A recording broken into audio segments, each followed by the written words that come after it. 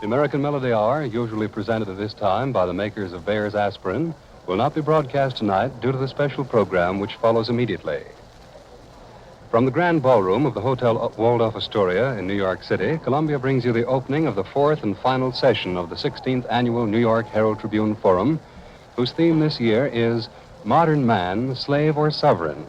The speakers are Secretary of State George C. Marshall, head of the United States delegation to the General Assembly of the United Nations, who will speak on the reconstruction of Europe, and Hector McNeil, British Minister of State and head of the British delegation to the General Assembly of the UN, whose topic is Britain's role. The speakers will be introduced by Mrs. Ogden Reed, President of the New York Herald Tribune. Mrs. Reed. This country generally... By October of 1947, nearly 11 million babies had been born in the U.S. since the end of World War II. Young parents were staying home with their children. Movie attendance bombed. The 1947-48 season had the largest radio audience in history. Homes with radios jumped 6%. Car radios, 29%. NBC, CBS, ABC, and the Mutual Broadcasting System added nearly 150 affiliates. 97% of the nation's AM stations were now linked to one of the big four. And network revenue topped $200 million. World War II had created fundamental changes in society. While men of all races and creeds were overseas spilling the same colored blood, women mobilized and took charge of the workforce. When veterans were discharged, they returned home with different ideals and what we now call PTSD. As new cars, roads, and homes brought young families to the suburbs, racial discrimination came to the forefront in the face of the GI Bill, where a much higher percentage of white Americans were having their applications accepted. Our beloved Secretary of State, George C. Marshall.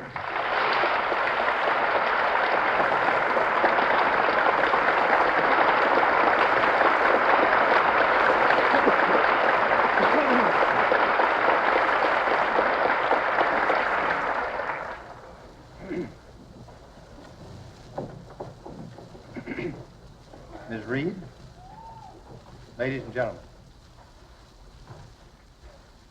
the discussion this evening, as you well know, is directed to the problem of the reconstruction of Europe. On October 29th, the National Civil Rights Committee delivered a report to the White House. The document made 35 specific recommendations, including asking the president to create a permanent federal commission on civil rights. President Truman said he'd study the report with great care and recommended that all citizens do the same thing. I believe is no longer a matter of argument. Americans were organizing. In the year after VJ Day, more than 5 million struck for better wages and benefits. This hurt key sectors of the economy and stifled production. Consumer goods in high demand were slow to appear on shelves and in showrooms, frustrating Americans who desperately wanted to purchase items forsaken during the war. It caused the largest inflation rise in the country's modern history, and the Taft-Hartley Act, limiting the power of labor unions. President Truman was seemingly at odds with Congress over every domestic policy, and his approval rating sank to 32%. Re-election the following year seemed unlikely. Of the preservation of European civilization. We cannot stand indifferent to the fate of the nations who are having great difficulty in recovering from the consequences of the war and are looking to us for assistance. These are people who hold the same views of the international conduct as we do. If we are to be successful in our quest for peace in a decent world, we will be constantly in need of their strong cooperation. The U.S. war debt topped $240 billion. Emerging as one of the world's leaders, America was expected to have the largest hand in rebuilding Europe. News outlets reported that, to create European stability, Americans should resume sacrifices they made during the war. Not agreeing to do so could result in political enemies taking over the continent. Solely with our own internal affairs, despite our heavy commitments in Germany, Austria, and Italy. While Europe suffered a complete political and economic demoralization. Or we must take action to assist Europe in avoiding a disastrous disintegration with tragic consequences for the world. Therefore, the suggestion was made That October, as the major networks were enjoying the largest ratings in radio history, one network, the Mutual Broadcasting System, was still struggling to grab audiences. Airing out of WOR in New York, The Shadow was the network's most listened to program. While it pulled a rating of 13, strong for a show airing on Sundays at 5 p.m. Eastern, it was nowhere near radio's top 50. Mutual's top stations, WOR in New York, WGN in Chicago, and Don Lee's KHJ in Los Angeles, all boasted powerful signals and had equal shares in the network. And while Mutual reached 400 affiliates in 1947 and would add another 100 over the next year, many of these were small stations in rural areas. This limited their advertiser appeal. Mutual was run as a cooperative rather than a corporation. As families left cities and farms for the suburbs, the network's shared programming structure left it at a distinct disadvantage against NBC, CBS, and ABC. Those three networks would use their soaring revenue to move into TV. Although some Mutual affiliates developed television programming, the full network was never able to launch into the new medium. That's not to say MBS didn't have quality programming, just the opposite. And with Halloween around the corner, tonight we'll delve into Mutual's horror, mystery, and suspense shows of the late 1940s. And the results of their investigations are becoming available. I think it is important that you should understand.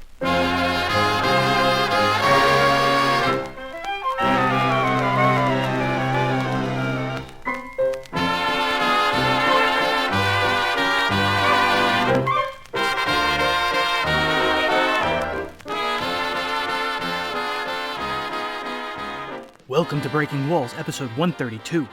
My name is James Scully. Tonight on Breaking Walls, we go back to the late 1940s and say Happy Halloween with Mutual Broadcasting.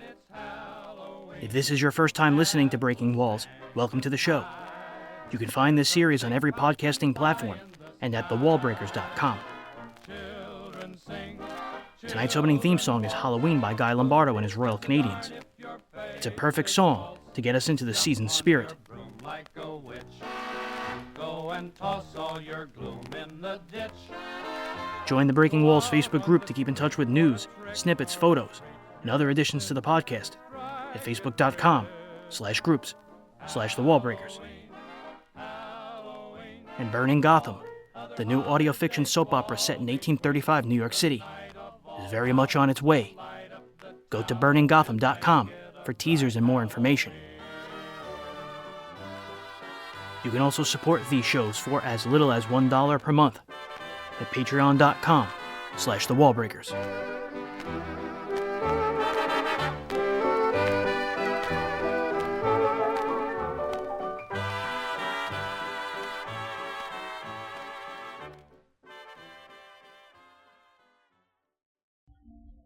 I don't know if I understand it. I started back in the days when Guglielmo Marconi started, I think.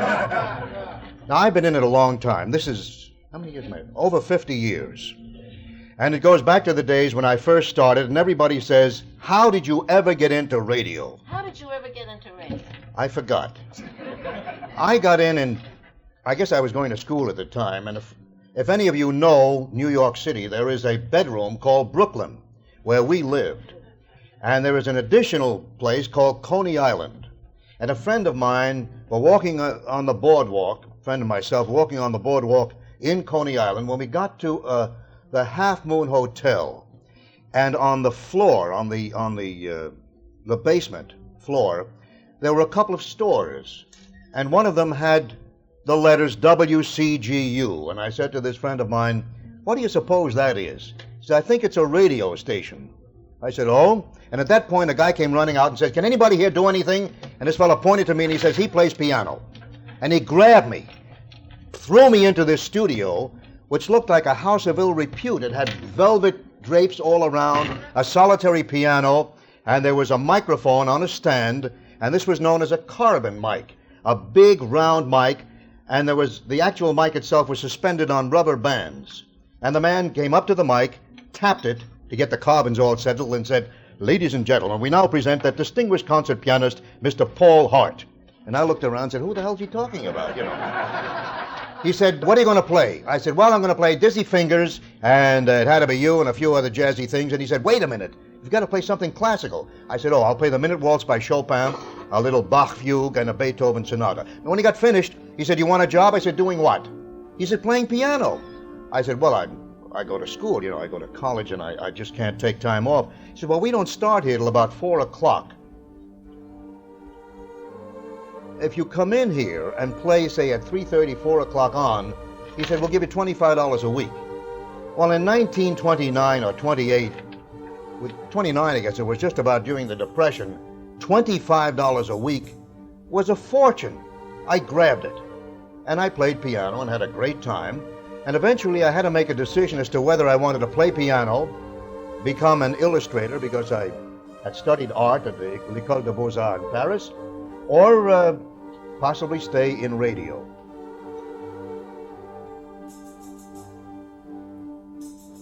The man you just heard is radio announcer Andre Baruch. He got his radio start in Coney Island in the 1920s. In the fall of 1947, Coney Island still had one large amusement park, Steeplechase. But Edward Tillieu, son of George C. Tillieu, who built Steeplechase Park, had passed away in June of 1944. 2 months later, on August 12, 1944, a fire gutted nearly half of the other large park, called Luna. Nearly a dozen main attractions were destroyed. Unfortunately, building materials were strictly rationed because of World War II. Luna's owners charged a dime to view the ruins. The park would never fully reopen. Coney Island, the world's greatest fun frolic, with its beach miles long, all peppered with people. The place where merriment is king. Let's mingle with 1 million folks. 2 years later, in 1946, Luna Park's land was sold for $275,000. With New York City Parks Commissioner Robert Moses' urging, the new owners announced their intentions to build a housing project on the property. On October 5th, wreckers dismantling the park touched off a 4-alarm fire. It burned for 10 hours. By the time the embers went out, only the park's administration building, ballroom, and pool remained. Simultaneously, as Americans began to flood the suburbs, Robert Moses saw an opening. He hated Coney Island's working-class entertainment. Moses was hard at work getting the amusement land rezoned. His plan was to wipe out any traces of Coney's past. During the day, the area was still a hotbed for beachgoers, foodies, and amusement patrons. But after dark, Coney, now filled with vacant land, transformed into a seedy underworld. What's the story concerning the ambulance? Oh, after about 2 years of trying to really break into big-time radio, I suddenly got myself 2 jobs in one day. And the times overlapped, and it never occurred to me to give one of them up, The gods didn't want me to have this bounty, they wouldn't have offered it to me, so I accepted it, and then I realized the problem afterwards. I had about 7 minutes to get across town in New York from Madison Avenue CBS to WHN, which was at 46th Street and Broadway. I timed myself running, and it didn't make it. So I decided I'd hire an ambulance. I got an ambulance number from the Yellow Pages. And I asked them how much they'd charge, and they said $12 if you're an invalid, $15 if you're not. So why the difference? He said, because it's against the law to carry you if you're not an invalid. So that was a wild ride. The ambulance was waiting for me, and I tipped the elevator man in both buildings, in advance. I ran out of the studio. When I finished, it was Merton Marge, the CBS show. The elevator wasn't there, and I nearly broke my thumb pressing the down button. Every second was precious. Certainly. So there the ambulance guy's waiting for me. And he says, look, now, I can take a chance on going across town. It's a much shorter distance, but I might get caught in traffic even with my siren. Or I can go up Madison Avenue and across 57th Street where it's wide, and I come down that way. It'll take a little longer. I mean, it'll be shorter, even though it seems it'll be a longer route. So I said, all right, go that way. And he started the siren screaming, and And then the siren broke down. We turned into around 7th Avenue, 57th Street. And he said, I can get out and fix it, but it'll take about a minute. And he said, I said, go ahead, go on right through, you know. So we went right through, and the cars were jamming on their brakes, you know, to avoid collisions. I got there, and I ran out of the ambulance, which was a strange sight for the passers-by there. And I would think a guy running from an ambulance. The elevator was waiting for me there, and I got in and took me up, and I just had time to take one gulp of breath and speak. But it taught me a lesson never to try anything like that again.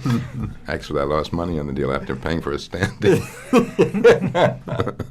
But it was a challenge.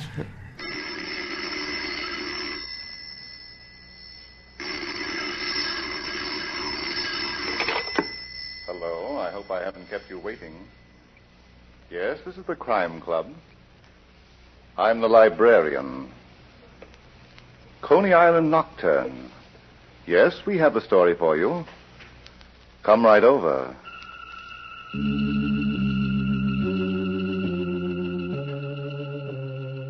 Crime Club debuted over the Mutual Broadcasting System at 8 p.m. on December 2nd, 1946. Each episode adapted one of the stories in the Crime Club magazine. New York stage and radio actor Barry Thompson played the librarian. This episode, Coney Island Nocturne, was broadcast from WOR in New York and heard Thursday, July 10, 1947 at 10 p.m. It featured the just heard Joseph Julian.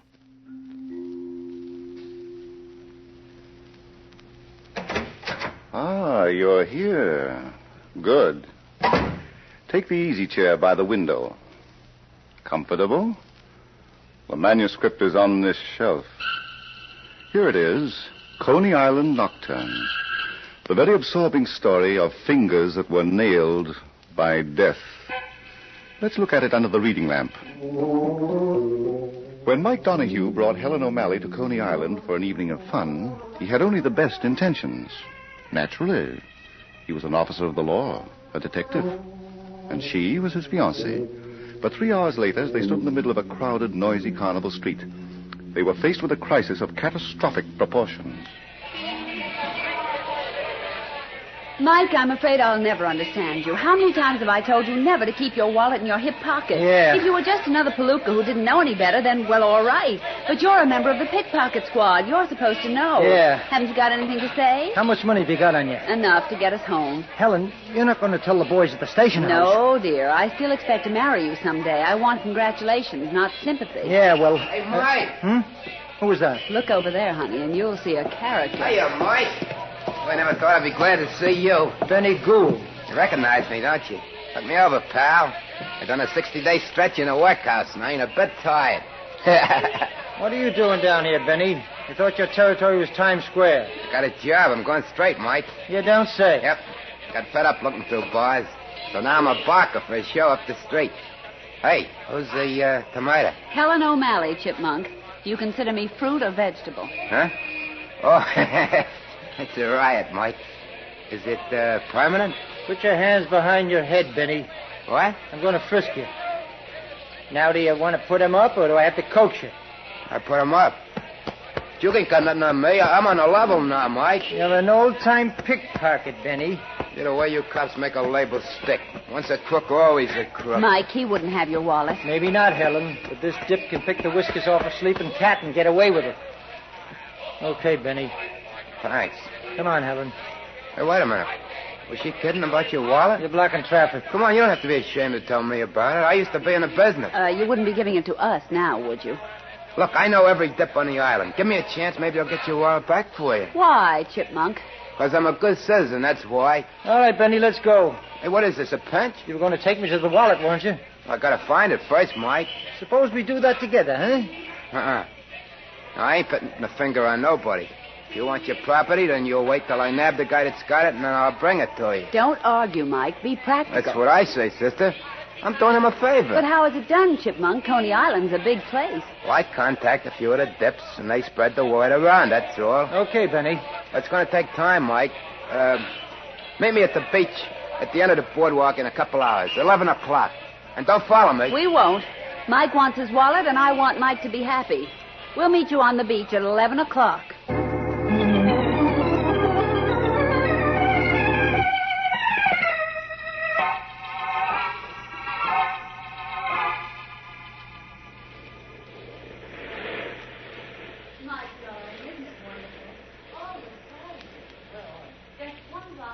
boardwalk, and...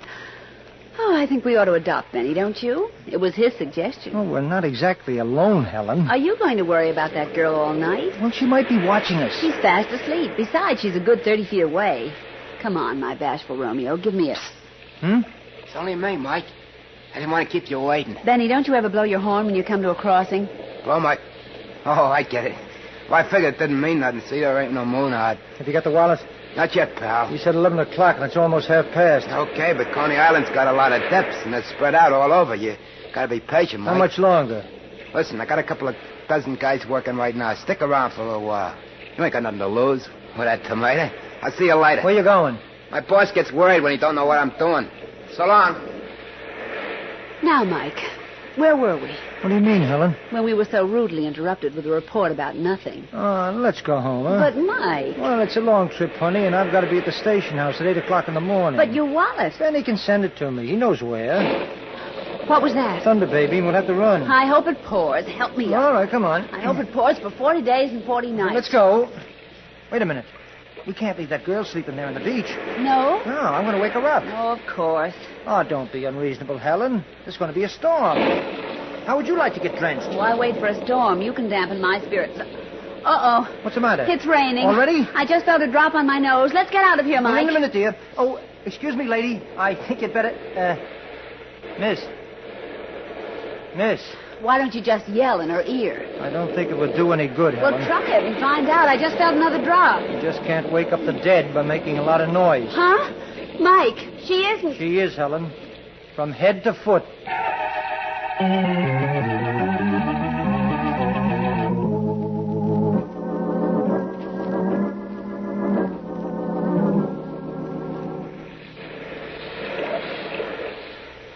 The poor kid. And to think we were sitting only 30 feet away on the same beach. Well, she was dead before we got here, Helen. I'll never forgive myself, Mike, the way I talked about her. But if it hadn't been for that storm that never broke... Mike, I feel terrible. Well, here's something to keep you busy. Her handbag? Yeah, look through it. She might have some identification. All right.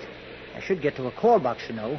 The local police might hear about this. I'm not staying here alone. I don't know what there is about the dead that scares Are people. you sure she was murdered, Mike? Her skull was crushed with a sandbag. I can't believe a little thing like that could kill anybody. Well, this little thing weighs about 10 pounds, honey, and it's packed solid. Well, Mike. What's the matter? Look. Your wallet. Well, I'll be... It was in her handbag. Give it to me. Of all things, that girl, a pickpocket. 20, 25, 30... It sort of shatters your faith in people, doesn't it? 40, so young and so pretty. 34... It's all here, Helen. What's all here? My money. Oh, that's good. Well, aren't you glad? I'm too busy wondering about human nature. Postpone it until we get a line on the girl. Come on, keep looking in her handbag. Mike, darling, you may be a detective, but... Then I'll look. That's your job. Oh, dear, a pickpocket. Mike, what kind of people murder pickpockets? All kinds. Well, I mean, pickpockets are the lowest kind of crooks, the bottom of the underworld. They don't work in mobs, do they? Sometimes. Maggie Blake. What's that? Her name on this identification card. A pickpocket with a... It doesn't make sense, Mike. It never does, honey, until you know what it's all about. Do you? No, but I'm going to find out. That's nice. Where do we start? First, we head to a call box. Get the homicide squad working. As long as we do it together, dear. And after that, we're going to Josie Johnson's Palace of Joy. We're going where? Read it. It's on this business card I found in Maggie Blake's handbag. Oh. Well, as long as they advertise, it should be all right, shouldn't it? Helen, what's wrong with you? You'll never know, Mike, what I thought you were talking about.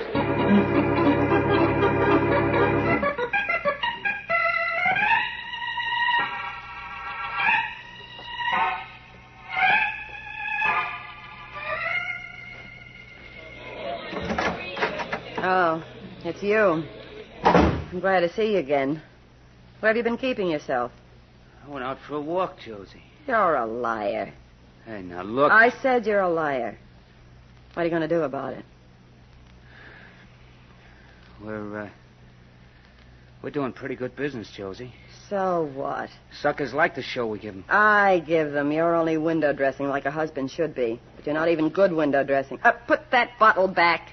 I haven't had a drink all night, Josie. Put it back and lock that drawer. Oh, just one. There's the key on top of the desk. Use it.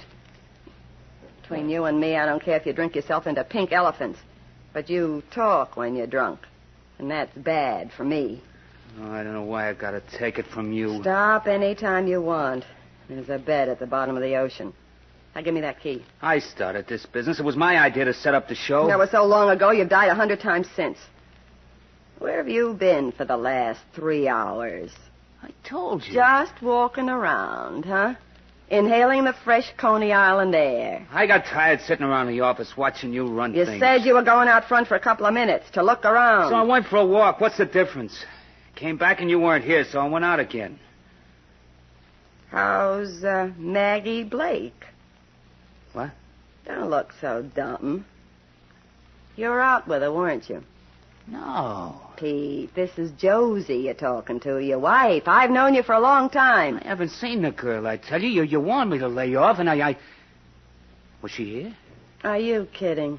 Well, didn't she even bring in the take? Are you calling me a cheat? No, wait, Josie, wait a minute. You know I don't think you're a doubler, but Maggie always comes in a few times like the others, and she's pretty regular. She was too busy tonight. Not with me. Shut up, Pete. You're through making a monkey out of me. Josie, you're all wrong. Everybody on the island's talking about you and Maggie. I'm telling you for the last time, I don't like it. I don't like people feeling sorry for me. Well, why don't you give her the air? Because she knows too much. Palace of Joy. Josie Johnson talking. This is Benny. I got a message for Pete. What is it?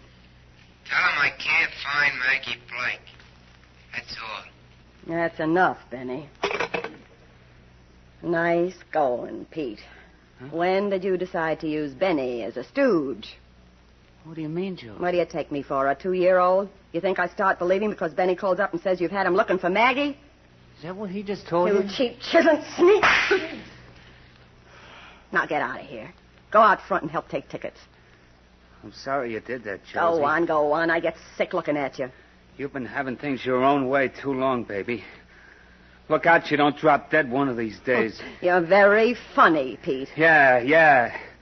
I'm a real comedian, but don't laugh too hard. You're liable to fall out of this world.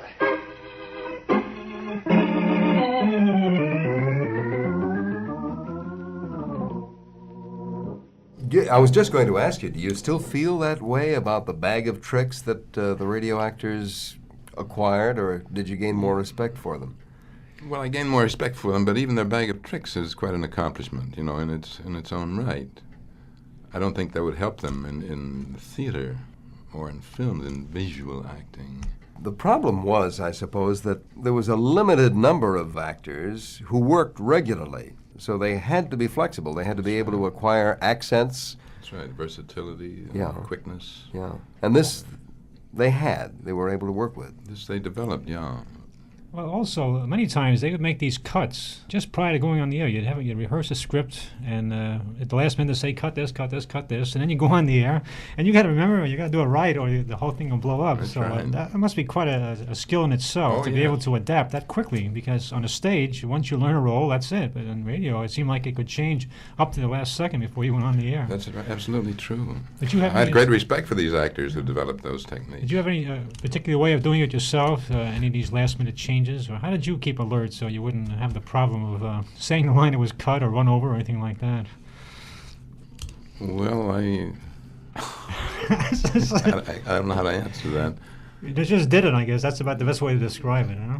I was considered a bit of a nut by many of my peers in radio because I, at one point in my career, was very serious about improving radio acting by learning the lines and memorizing lines, even though I didn't have to. I thought, I could relate better to somebody across the microphone if I was free from the script. Mm-hmm. And I found that within the rehearsal period, even though it was short, most parts couldn't be learned. There were only a few paragraphs.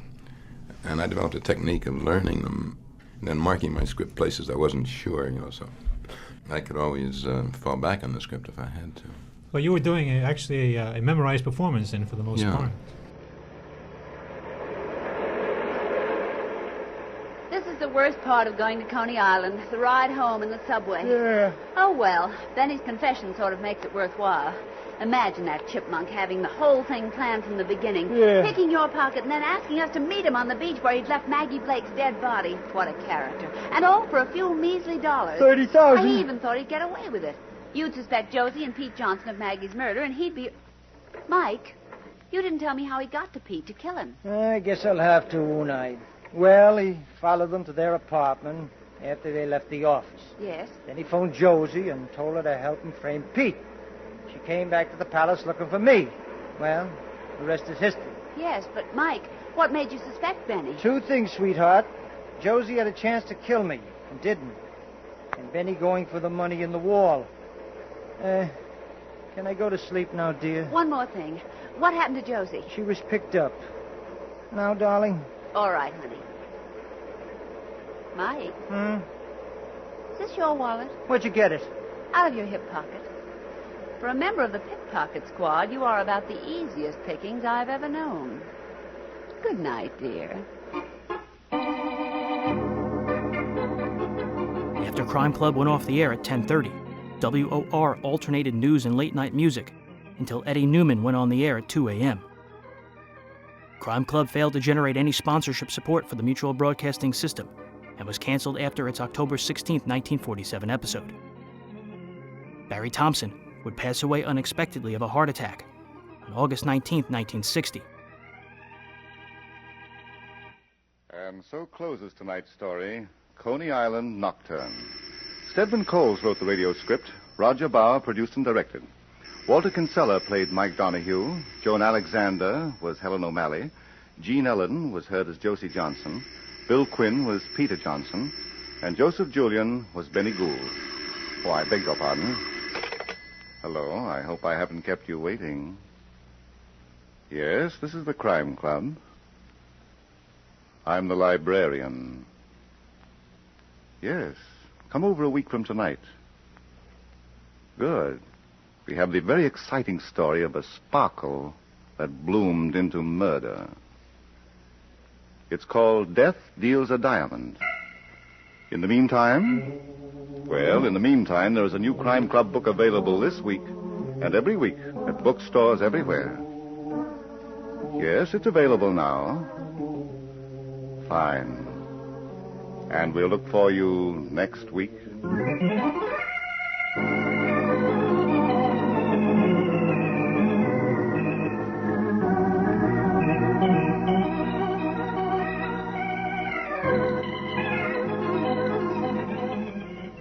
This program came from New York. This is the Mutual Broadcasting System.